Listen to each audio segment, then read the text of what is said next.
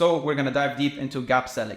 Now, gap selling is a problem-centric approach where you're really taking a deep dive into the full scope of the prospect's problems and identifying where the customer is at today and what their ideal future looks like. Now, in order to do that, you need to really ask them a lot of key questions that will allow you to identify that gap. And that gap itself is essentially going to be the foundation for the entire sales call in order to reach to that end outcome. So we're going to ask very specific questions. Questions like, what's your current situation? Now, of course, in sales calls, I usually reframe that question. If I'm selling a make money business opportunity, I'm not going to ask the prospect, Mr. Alex, what's your current situation? No.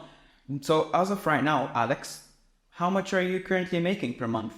That allows me to identify their current situation. The key here is to follow up with subsidiary questions based on the prospect's response. So he might tell me I'm only making around 9K a month.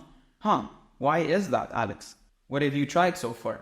What has or has not worked? These are just a few follow-up questions, but really the key here is to dig even deeper, not to take the answer of a prospect at a very superficial level, because it's the follow-up questions that truly allow you to identify and isolate the true current situation that they're in. Why do you think you need to change?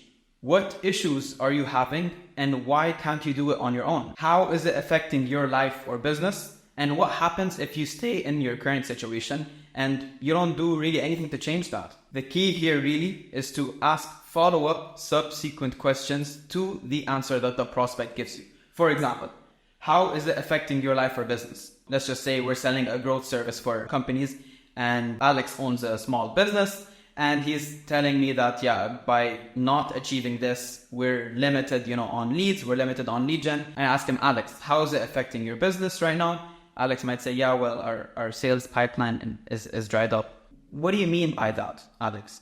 And then he might go into more detail and actually let me know that, initially his sales team had a lot of leads flowing into the pipeline. And over time, the lack of lead generation really made that team dried up. And therefore, there's low revenue coming into the business. And that's something that he needs to change. Here, you want to take it a step further. How is it affecting your day-to-day life, Alex?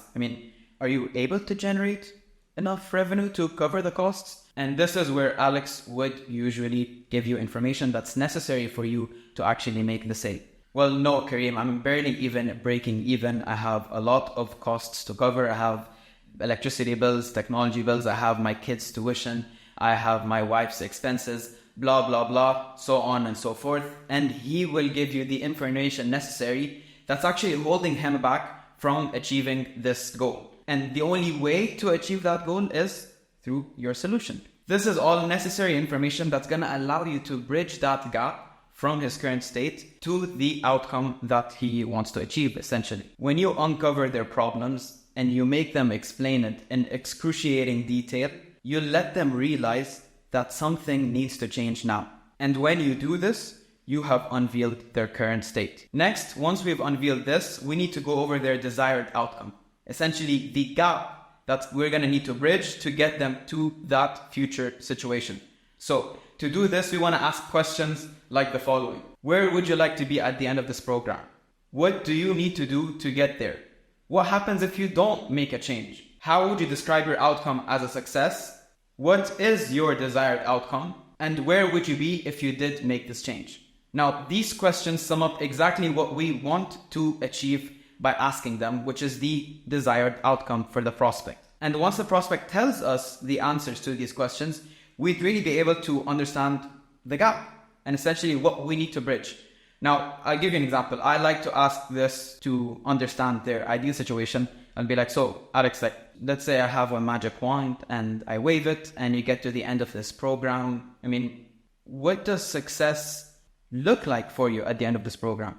Alex might be like, well, I may be able to, sign on more clients, or I may be able to close some more deals, get some more money in the bank. But would you be able to put a number on it, Alex? Would you, so you said you're making around $9,000 per month right now. Would that maybe add an additional $5,000, $10,000, $15,000? What does success look like for you? And Alex may be like, I want an additional $12,000. Cool. So what would that look like for you? So let's just say, you started closing a few deals after you finished this program. You got some money in the bank. You got $12,000. What would you do with that $12,000? And now I'm getting Alex to describe his future state. He might be like, you know what, I'm going to take some of that money, invest it into stocks, crypto, build my real estate portfolio, whatever it is, get maybe some recurring cash flow or dividends, and essentially be able to build some leveraged cash flow aside so that I can focus more on closing deals. Interesting, Alex. So with that portfolio that you want to be building on the side, how big would it be, or how much cash flow would it take for you to be like, yeah, I'm actually comfortable with this portfolio aside? I want a monetary number. Let's just say Alex wants to build that portfolio up to 50K. Perfect, Alex. So let's just say we are aiming for that 50K and you're making $12,000 by the end of this program. How many months would it actually take you to reach that goal? Alex is gonna pull out his calculator, and if not, I'll actually pull out my calculator, or I'll screen share it and put it up on the Zoom screen share app. We'll do the calculations. So with that 50K, if you're making 12K per month, it'll take you an average of 4 months to reach that goal.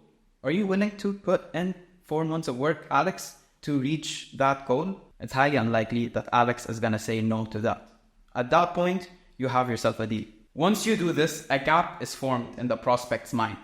And our job as a closer is to ask really specific, nuanced questions so that the prospect can visualize that gap in their mind and understand that they need to make a change right now. So essentially, to sum it all up, the future state minus the current state gives you the gap. And in the end of the day, people are buying the outcome. They're not buying the gap. They're not buying the current state, of course. They're buying the outcome. And the only way to reach to that outcome is by bridging that gap. So that's your job as a closer.